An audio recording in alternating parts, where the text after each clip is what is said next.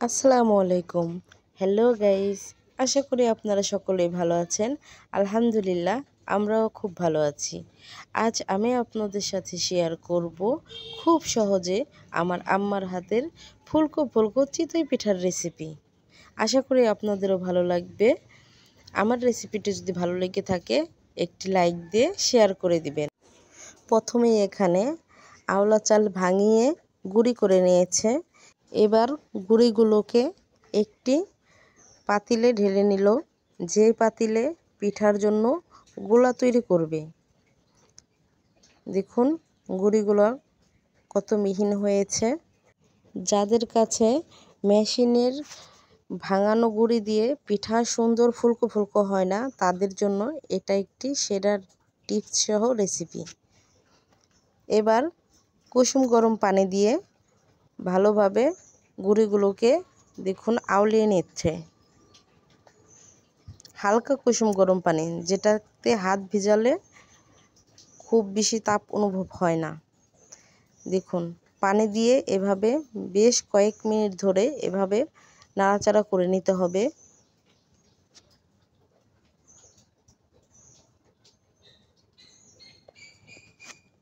দেখুন এভাবেই বেশ কয়েক মিনিট নাড়াচাড়া করে মিশিয়ে রেখে দিবে। এখানে শুধু দিয়েছে চালের গুঁড়ি, কুসুম গরম পানি আর সামান্য পরিমাণে লবণ। এবার এভাবেই রেখে দিবে 10 মিনিট। 10 মিনিট পর ফিরে এলো। দেখুন ফিরে এসে আবার গুঁড়িটাকে ভালোভাবে মাখিয়ে নিচ্ছে।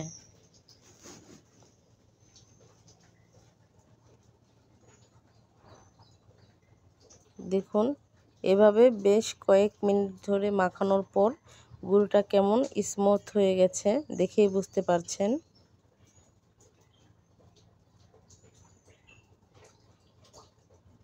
স্মুথ হয়ে আসার পর এবার আবার হালকা গরম পানি দিয়ে দিল। এবার আবার মিশিয়ে নিচ্ছে পানির সাথে, গুঁড়ির সাথে। যতক্ষণ পর্যন্ত পারফেক্ট একটি গুঁড়া তৈরি না হয় ততক্ষণ পর্যন্ত অল্প অল্প করে পানি দিয়ে এবার এভাবেই নাড়াচাড়া করে মিশিয়ে নিচ্ছে। দেখেই বুঝতে পারছেন অনেকটা ঘন রয়েছে, তাই এবার আরেকটু কুসুম গরম পানি দিয়ে নাড়াচাড়া করে মিশিয়ে নিল। এবার পারফেক্ট গুঁড়া তৈরি হয়ে গেছে। দেখুন এবার একটি সাজ বসিয়ে দিল চুলায়। সাজ গরম হয়ে এলে গোলাটাকে সাজের উপর একটু একটু করে পিঠার সাজে দিয়ে দিচ্ছে।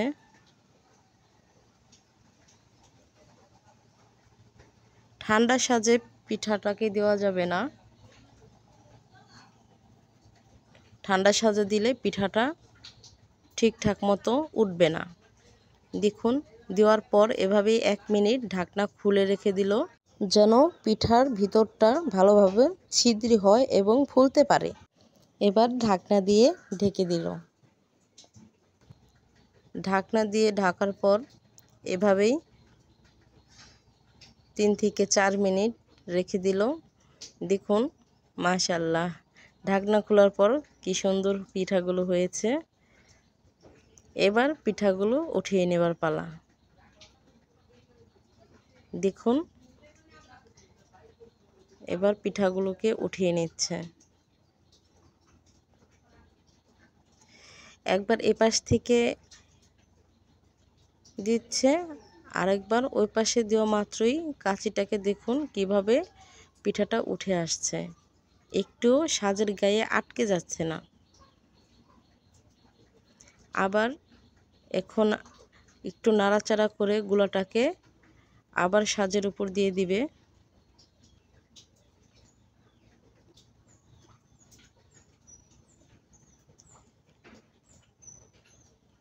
দেখুন কিছুটা জায়গা রেখে দিচ্ছে, কারণ পিঠাটা হওয়ার পর অনেকটা ফুলে যায়, তার জন্য পুরোপুরি কিন্তু সাজটা ভরে দিচ্ছে না।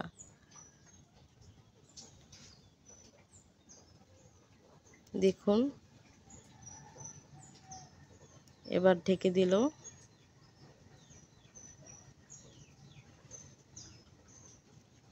3 মিনিট পর আবার ঢাকনা খুলে নিল।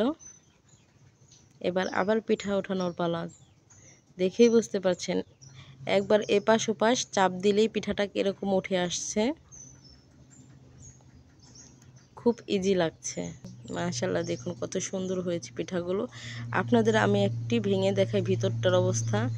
দেখুন ভিতরটা কত সুন্দর হয়েছে, একটু কোনো জায়গায় শক্ত বা নরম হয়ে রয়নি। এবার গরম গরম পরিবেশনের জন্য রেডি।